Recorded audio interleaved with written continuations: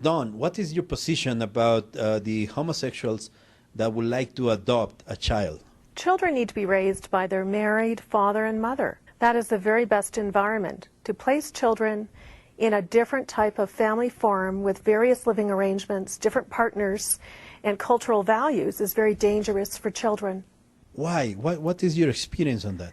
Well, the first 30 years of my life, from infancy, my father was an active homosexual involved with various partners in the subcultures, not just in Toronto where I grew up, but he traveled throughout Canada, the United States, and down into the islands, and was actually involved with various people there. Don, would you like to tell anything to the Mexican couples that they have their children exposed to this kind of new wave of understanding, and they try to get into the children, this whole mentality or this whole culture, I would say, of homosexuality? Well, I'll give you an example. I was doing a conference, this is a few years back, and I had done a general session and then a workshop, and a woman sitting in the front row was a mother who had been involved in lesbianism for over 10 years.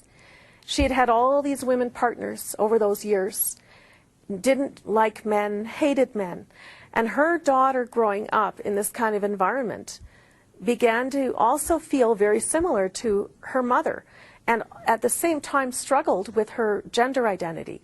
The daughter at age 12 was wanting to be a boy, wanting to be dressed in male clothes, had no understanding of what is she supposed to be like as a girl. Why? Because there's no father on the scene. Fathers affirm their little girls, help their little girls to grow up feminine and to be strong women. Lesbian women do not provide that kind of role model for their little daughters.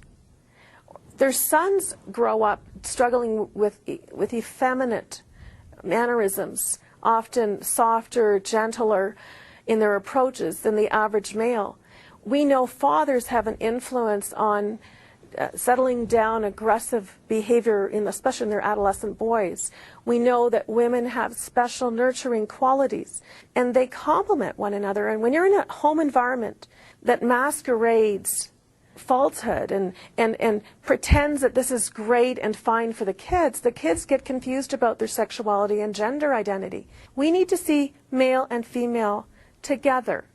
When we see same-sex relationships, it really is confusing. It hurts us.